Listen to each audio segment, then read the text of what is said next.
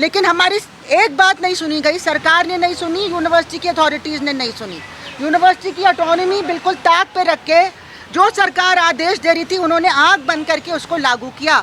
बच्चे इनके चले जाएंगे फॉरेन कंट्री में पढ़ने, लेकिन हिंदुस्तान की आम जनता जो है वो एक तो पैसा दे के पढ़ पाएगी सिर्फ, और अगर पैसा नहीं है तो ऑनलाइन कर लीजिए उसको, और उसमें कुछ सीखे ना सीखे कोई फ़र्क नहीं पड़ता। आपका एक वो तैयार किया जा रहा है मेक इन इंडिया के लिए कि मल्टीनेशनल्स बाहर से यहाँ आके सस्ते दामों पे, चीप लेबर जैसे होता है, सस्ते दामों पे आपको छोटी मोटी नौकरियाँ दिलवाई जाए यहाँ पे।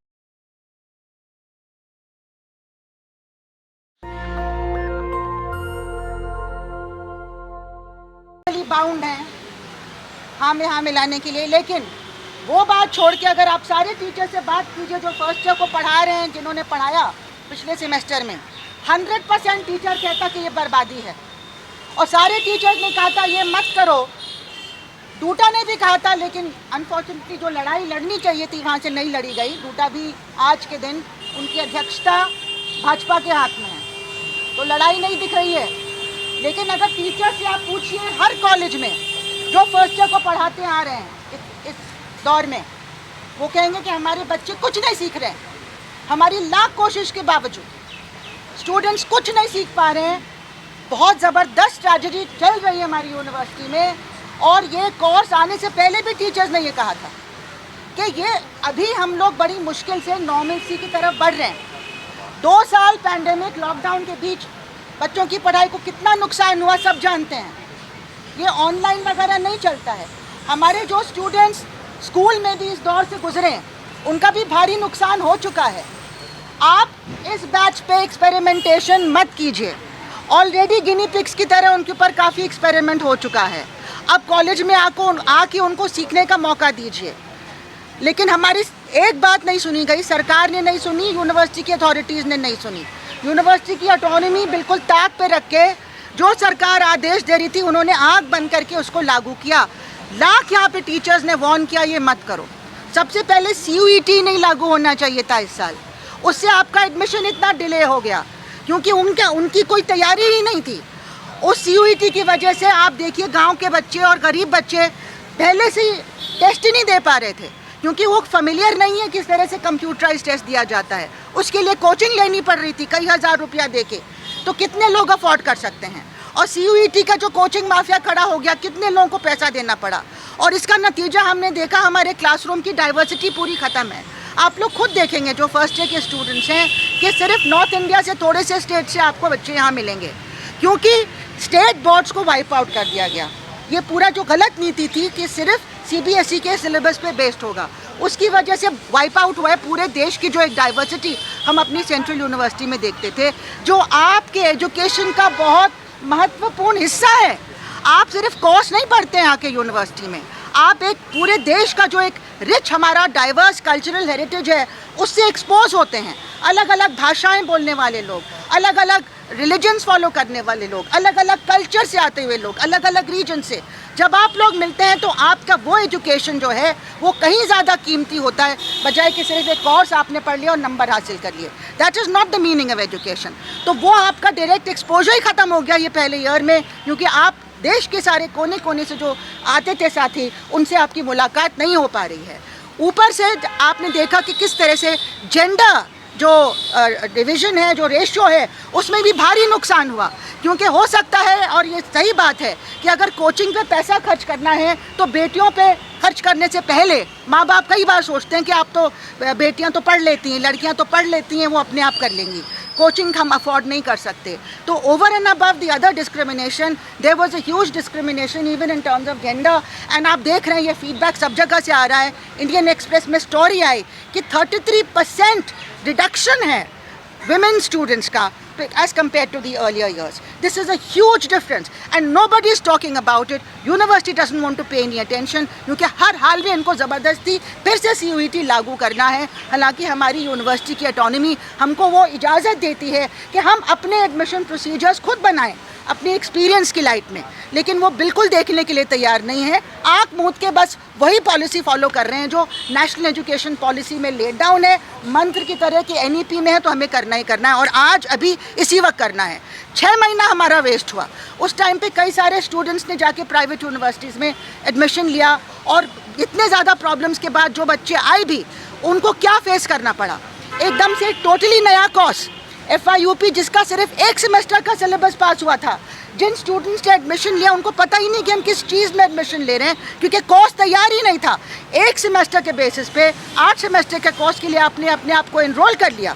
क्या करते, मजबूरी है, बहुत जगह और ऑल्टरनेटिव्स है नहीं आपके पास, और दिल्ली यूनिवर्सिटी का एक नाम है तो आप चाहते थे कि आप यहाँ पे आएँ, लेकिन ये मतलब ये अनएकेडमिक, इलीगल, हर तरीके से आप देखिए कि बहुत ही गलत हुआ। और उसको वो जो 1 सेमेस्टर का भी कोर्स जो अप्रूव हुआ था और एक स्ट्रक्चर जो हमारे सामने रखा गया था, सारे टीचर्स ने वार्न किया कि ये बहुत ही घातक है। ये स्ट्रक्चर में आपका जो मेन सब्जेक्ट है उसका रिडक्शन हो गया। हम 75% मेन सब्जेक्ट ऑनर्स कोर्सेज में पढ़ते थे, बाकी था GE वगैरह भी होता था, other subjects were also there, language courses करने पड़ते थे कंपलसरीली, लेकिन मेन सब्जेक्ट जिसको आप पढ़ने के लिए आए हैं उसका कम से कम वो 75% ऑफ द टोटल होता था। इस FIUP में वो रिड्यूस करके 50% के करीब हो गया है। आप सोचिए कि आप मेन सब्जेक्ट को नहीं पढ़ पा रहे हैं, जो हम लोग 3 साल में आप लोगों को पढ़ाते थे, अब 4 साल में भी आप नहीं कर पाएंगे। तो ये एक बहुत बड़ा एक डाइल्यूशन है हमारी क्वालिटी में। दूसरी चीज़ इन्होंने करी कि जो पेपर्स हम 5 पीरियड में पढ़ा रहे थे 1 हफ्ते में, वही पेपर को without any reduction in content कहते हैं टीचर से कि 3 पीरियड में पढ़ा दो, जैसे कि कोई मजाक है। मैं आपको बताऊं कि 5 पीरियड में वो कोर्स जो एक बहुत मुश्किल कोर्स मैं पढ़ाती हूँ मैथ्स में, वो नहीं पढ़ा पाती थी, मैं उसको भी इंक्रीज़ करके 10 कर देती थी, because students needed that time. एक पर्टिकुलर कोर्स है, अब उसी कोर्स को बिना कोई चेंज के मुझे 3 पीरियड में पढ़ाना है, ये कैसे हो सकता है? तो पूरी यूनिवर्सिटी में ये हाहाकार मची कि हम ऐसा नहीं कर पाएंगे, स्टूडेंट्स को जस्टिस नहीं दे पाएंगे, वो पढ़ नहीं पाएंगे, सीख नहीं पाएंगे, लेकिन हमारी कोई सुनवाई नहीं हुई। इसी के साथ इन्होंने ट्यूटोरियल ग्रुप, जहाँ पे छोटे ग्रुप्स में आप सीखते हैं, 1-to-1 एक इंटरेक्शन होता है, उसका साइज़ 10 होता था, 10 से बढ़ा के 30 कर दिया। अब क्या एक 30 का तो एक लेक्चर का क्लास होता है, कैसे उसको आप ट्यूटोरियल कह सकते हैं? ये तो मजाक है। इंटरनेशनल स्टैंडर्ड से मजाक है, अपने स्टैंडर्ड से भी मजाक है। फिर आप कहते हैं कि रैंकिंग नहीं आई। कहाँ से रैंकिंग आएगी जब आपका स्टूडेंट टीचर रेशियो इतना ख़राब हो रहा है, जब आपका ट्यूटोरियल साइज़ एकदम गलत हो रहा है, आपका जो टीचिंग पीरियड्स आपको मिलने चाहिए वो सारे गड़बड़ किए जा रहे हैं, आपको रैंकिंग कहाँ से आएगी? Ranking is just big racket, we know that. हम उसको इतना सीरियसली नहीं लेते हैं क्योंकि बहुत सारी चीज़ें उसमें नहीं देखी जाती हैं, लेकिन फिर भी उनके भी पॉइंट ऑफ व्यू से रैंकिंग कहाँ से आएगी जब इतने सारी आप नेगेटिव पॉलिसीज़ अपनाएंगे। इसी के साथ साथ आप देखेंगे कि प्रैक्टिकल का साइज़ भी 25 कर दिया गया, और जो मतलब जितना था उससे ज़्यादा बढ़ा दिया गया। कोई भी टीचर, साइंस का टीचर कहता है ना हम प्रैक्टिकल्स करा पाएंगे, इतने कम हमको प्रैक्टिकल्स दिए गए हैं, स्टूडेंट्स कुछ नहीं सीख पाएंगे। तो सारी चीज़ें ऐसी हैं कि आपका जो लर्निंग है, टीचिंग लर्निंग है, वो पूरी तरह से बर्बाद हो रहा है। इसी के साथ साथ आपने 3 पेपर्स एक कोर्स के मेन कोर्स के रखे और 4 papers value added courses, skill development courses और GE वगैरह रखे। एक कंपल्सरी लैंग्वेज जो होती है उसमें आपने English for the first time in the history of Delhi university हटा दिया और कहते हैं कि नहीं, रीजनल लैंग्वेज सिर्फ आप पढ़ सकते हैं, जबकि रीजनल लैंग्वेजेस के लिए हमारे पास टीचर्स नहीं हैं। तो क्या हुआ? ज़बरदस्ती सबको हिंदी पढ़नी पड़ रही है या संस्कृत पढ़ लो। अब कैसे हमारे नॉर्थ ईस्ट के बच्चे, साउथ के बच्चे, बहुत सारे बच्चे जिन्होंने नहीं पढ़ा है आपने 10वीं तक 12वीं तक, कैसे उसको ऑप्ट करेंगे? वो काउंट किया जाएगा। तो ये ज़बरदस्त जाती है हमारे पूरे फेडरल कैरेक्टर के खिलाफ, जो हमारा हिंदुस्तान का फेडरल कैरेक्टर है उसके खिलाफ भी है। ये सारी जातियाँ हमारे स्टूडेंट्स के साथ चल रही हैं। और मैं आपको ये बताना चाहती हूँ, इसके साथ साथ एक और चीज़ मैं भूल गई कि बिल्कुल ऐन वक्त पे, एक तो एडमिशन इतना लेट हुआ, 31 दिसंबर तक एडमिशन चलता रहा, लेकिन इन्होंने फर्स्ट सेमेस्टर का जो लास्ट डे था उसको आगे नहीं किया। आपने कितना 1.5 महीने 2 महीने में मैक्सिमम आपका 3.5 महीने का कोर्स आपको पूरा करना पड़ा। 16 फरवरी की डेट उन्होंने चेंज नहीं की despite many appeals to them. इन्होंने और 9 फरवरी को एक नोटिफिकेशन निकालते हैं ये कि अब इंटरनल असेसमेंट, वो जो पहले पुराना एक हमारा 25% का इंटरनल असेसमेंट होता था जिसमें आप एक टेस्ट और एक असाइनमेंट से काम चला, मिनिमम रिक्वायरमेंट थी, उसको बदल के इन्होंने कंटिन्यूस असेसमेंट कर दिया और कहा कि इसका करीब 45% से ज़्यादा टोटल का वो इंटरनल असेसमेंट होगा, यानी huge weightage is going to be given to internal assessment. Now this was told to us just 1 week before the end of the semester. आपने अगर पहले से कंटिन्यूस असेसमेंट नहीं की है तो आप अब उसको फर्जी करके कैसे पुराना इंटरनल असेसमेंट बना सकते हैं? They expected teachers to lie fudge the figures and say कि इतना कंटिन्यूसली इन्होंने ये काम हमारे लिए हमको दिया गया और हमने किया और असेसमेंट किया हमने. तो ये तो पूरा ही फ्रॉड चल रहा है हमारी यूनिवर्सिटी में. ऊपर से एक हमारी सेंट्रल यूनिवर्सिटी में हमारी जो एक फेडरल कैरेक्टर है उसमें आपका जो एक वन एनोनिमस एग्ज़ाम होता है उसकी एक वेटेज होती है. आपने इतना ज़्यादा इंटरनल असेसमेंट को वेटेज देके पूरी डिग्री को डिवैल्यू कर दिया और स्टूडेंट्स को बिल्कुल टीचर्स की, अपने लोकल टीचर्स की मर्सी पे डाल दिया, जो it can have all kinds of repercussions. We had always argued not more than 25% should be internal assessment. Otherwise there is too much power given to the teacher and the local unit to exercise over the students, and that is absolutely counterproductive to real learning, teaching and learning. The last thing I want to say to all of you is there are many things which have been said, and at some other time I will tell you more about the NEP कि उसमें और क्या क्या negative चीज़ें आ रही हैं. 70% आपके cost का ऑनलाइन करण किया जा रहा है. यू नो कि उससे कोई सीखता नहीं है. लेकिन that is the latest thing. There are regulations which have come. ABC regulation आया है और ब्लेंडेड लर्निंग रेगुलेशन आया है, MOOCs लर्निंग रेगुलेशन आया है. आने वाली पीढ़ी की पढ़ाई लिखाई और भी बर्बाद होने वाली है. लेकिन हम लड़ सकते हैं, उसको वापस करा सकते हैं. हमें ये कैसे मालूम? 2012 में भी एक FIUP आया था and it was an absolute disaster, और वो भी ज़बरदस्ती हमारे ऊपर थोपा गया था. तब के वाइस चांसलर टीचर्स को विक्टिमाइज़ भी करते थे अगर हम लोग उसके खिलाफ अपना डिसेंट देते थे. लेकिन हमने स्टूडेंट्स के बीच में भी काम किया और स्टूडेंट्स ने खुद देखा, जैसे आपने देखा 6 महीने में, स्टूडेंट्स ने खुद देखा 1 साल में कि किस तरह से 12 फाउंडेशन कोर्सेज उनको करने पड़ रहे थे. They were wasting their time. 12 foundation courses कर रहे थे, मेन सब्जेक्ट के लिए बिल्कुल भी समय नहीं था. तो एक स्टूडेंट्स के बीच एक अभियान शुरू हुआ और अंत में हमने एक बहुत बड़ा एक रैली हमने की थी जिसमें 5000 स्टूडेंट और 500 टीचर फिर भी डर रहा था बाहर आने से क्योंकि अथॉरिटीज़ विक्टिमाइज़ कर रही थी.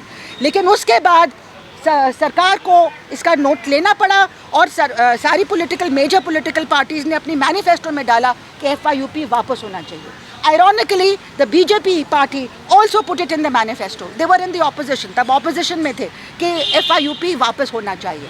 और जब सरकार हार गई और BJP सरकार आई, NDA सरकार आई, तो उन्होंने उसको इम्प्लीमेंट किया, लेकिन 2 साल के अंदर उसको वापस ले आए. मतलब पूरा जो NEP आया है और उसकी जितनी भी पॉलिसीज़ बनी हैं, दे वर क्लियर कि हमें वही FIUP चलाना है. Semester system, FIUP, all these things which were part of the earlier governments policies, वही करनी है और ज़्यादा विशेषली इसको इम्प्लीमेंट करना है और ज़्यादा डिसेंट को क्रश करके हमें ये इम्प्लीमेंट करना है. ये सारा प्राइवेटाइजेशन का ही एक हिस्सा है. और जिस तरह की पॉलिसीज़ बन रही हैं, privatisation, exclusion and complete dilution of quality. Why do they want dilution of quality? I think they don't want us to learn how to think, to critique, to understand anything. अपने बच्चे इनके चले जाएंगे foreign country में पढ़ने, लेकिन हिंदुस्तान की आम जनता जो है वो एक तो पैसा दे के पढ़ पाएगी सिर्फ, और अगर पैसा नहीं है तो ऑनलाइन कर लीजिए उसको, और उसमें कुछ सीखे ना सीखे कोई फ़र्क नहीं पड़ता. आपका एक वो तैयार किया जा रहा है मेक इन इंडिया के लिए कि मल्टीनेशनल्स बाहर से यहाँ आके सस्ते दामों पे, चीप लेबर जैसे होता है, सस्ते दामों पे आपको छोटी मोटी नौकरियां दिलवाई जाए यहाँ पे. यही सारी जो इस थिंकिंग के पीछे जो ये जो पॉलिसी के पीछे जो थिंकिंग है वो यही है. इसको पहले भी हमने लड़के वापस किया. This is not the first government which is trying to do it. The UP also try to do this. उसके पहले United Front government had also try to do something like this. तब भी हम लड़के हमने ये चीज़ें वापस की थी. तो हमें अपनी एकता बना के रखनी और इस बात को कॉलेज में हर क्लासरूम में हमें ले जाना है ताकि वो अभियान खड़ा कर पाए. और वही एकमात्र तरीका है. इसकी एक शुरुआत जो हुई है which is a very good beginning, because आपको मतलब कैंपेन के लेवल पे पब्लिक डोमेन में ये बातें ले जानी है. अगर पब्लिक आपका साथ देगी तभी हम इस ऐसी गलत नीतियों को वापस करा सकते हैं. Thank you very much. इनकलाब जिंदाबाद. नेशनल दस्तक की आपसे गुजारिश है कि अगर इसको बचाना चाहते हैं तो नेशनल दस्तक को सब्सक्राइब करने के लिए रेड कलर के सब्सक्राइब बटन को दबाएं, फिर बेल आइकन की घंटी दबाएं. नेशनल दस्तक को बचाने के लिए बहुत जरूरी है कि हर खबर को शेयर करें, लाइक करें, कमेंट जरूर करें.